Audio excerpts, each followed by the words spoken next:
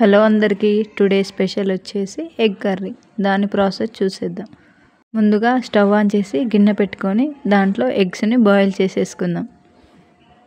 అలాగే సరిపడా ఆనియన్స్ తీసుకొని వాటిని క్లీన్ చేసేసుకొని చిన్న చిన్న ముక్కలుగా కట్ చేసుకోవాలి. అలాగే ఒక గిన్నెలో వాటర్ తీసుకొని కరివేపాకు, పుదీనా, కొత్తిమీరను కట్ చేసుకొని నీట్గా క్లీన్ చేసేసుకోవాలి.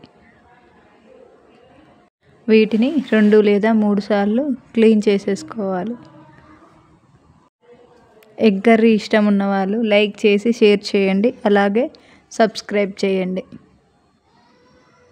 వీటిని క్లీన్ చేసుకున్నాక ఒక గిన్నెలోకి వేసేసుకుందాం. అలాగే ఒక 4 పచ్చిమిర్చి తీసుకొని సన్నగా కట్ చేసుకోవాలి. స్టవ్ ఆన్ చేసి గిన్నె పెట్టేసుకుందాం. సరిపడా ఆయిల్ వేసేసుకొని జీలకర్ర, పచ్చిమిర్చిని వేయించేసుకుందాం. కొత్తిమీర, పుదీనా, కరివేపాకుని కొంచెం తాలింపులో వేసేసుకుందాం. ఇవి బ్రౌన్ కలర్ వచ్చాక వీటిలో ఆనియన్స్ని కూడా వేసేసుకుందాం.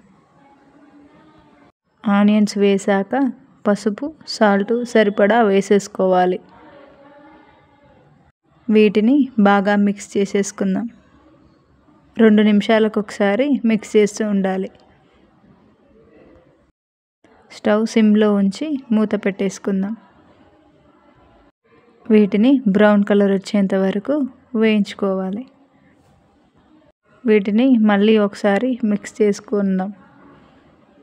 అలాగే మనం ముందుగా బాయిల్ చేసుకున్న ఎగ్స్ని క్లీన్ చేసేసుకోవాలి. అలాగే కూరకు సరిపడా వెల్లిపాయలను వేసేసుకుందాం. ఎగ్ సూప్ని మీరు కూడా ట్రై చేయండి, అలాగే కామెంట్ చేయండి. ఆనియన్స్ బ్రౌన్ కలర్ వచ్చాక క్లీన్ చేసుకున్న ఎగ్స్ని కూడా వేసేసుకుందాం. వీటిని బాగా మిక్స్ చేసి మూత పెట్టేసుకుందాం. అలాగే ఎగ్స్ని ఒక 5 నిమిషాలు ఉంచాలి. ఆ తరువాత సరిపడా కారం వేసేసుకోవాలి. కారం వేసాక బాగా మిక్స్ చేసి ఒక 5 నిమిషాలు మూత పెట్టేసుకుందాం. అలాగే కూరలో సరిపడా వాటర్ని కూడా వేసేసుకుందాం. కర్రీ మొత్తం దగ్గరికి అవుతున్నప్పుడు మన కొత్తిమీర, పుదీనాను కూడా వేసేసుకుందాం. ఇది వేసాక ఒక 5 నిమిషాలు మూత పెట్టేసుకుందాం. ఇది మిక్స్ చేసేసుకొని అలాగే ధనియాల పౌడర్ని కూడా వేసేసుకోవాలి. ఈ ప్రాసెస్ మొత్తం స్టవ్ సిమ్లో ఉంచి చేసేసుకుందాం.